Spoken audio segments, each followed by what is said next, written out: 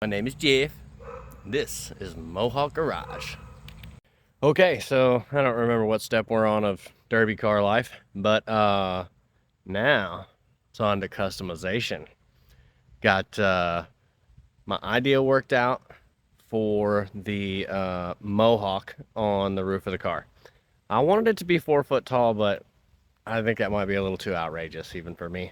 So I think they're going to be about 15 inches tall, and I'm going to weld some pipe to the roof at an angle and kind of make it look like this. Let's see how it turns out. So I started out by cutting all of the pieces to about a foot long. I wanted them all to be on the same kind of angle so that they could lean together and actually look like a mohawk.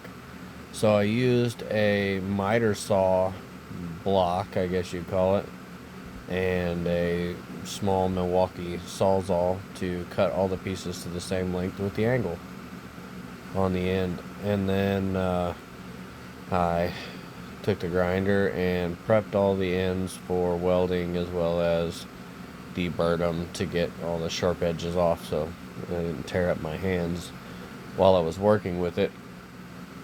The whole process took quite a while, but wasn't really that labor intensive, just time consuming. I ended up with about 40 spikes overall. Then I moved on to the welding of the spikes. I thought I would be able to weld the spikes to the roof of the car and then put the noodles on, but I noticed as I was trying to shove the noodles onto the pipe that it wasn't really working that well. So I used a unibit that I had and put it inside of the pipe, and with the drill I used it to spin the pipe while I was pushing it into the noodle. That ended up working out pretty good. Some of the piping came out of the noodle while I was trying to shove it in there. But overall, I mean, it came out pretty good. I mean, it's just a derby car, not a show car. So here I started welded all the 40 some odd spikes to the top of the car.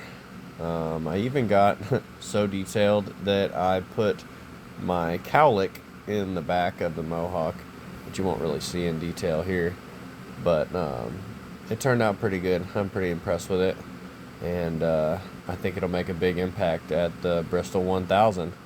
So hopefully you guys are following along, and if you're just discovering me, then stay tuned, because things are going to be happening, and I want you guys to come along. And that is how you put a Mohawk on a Mercedes.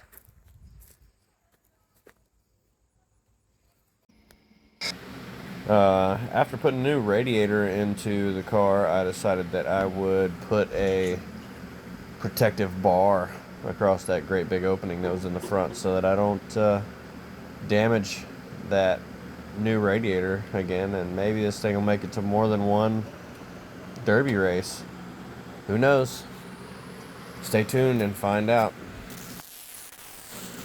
And please, if you haven't already, subscribe and turn on your notifications, because I'm posting stuff all the time, and you never know what comes next.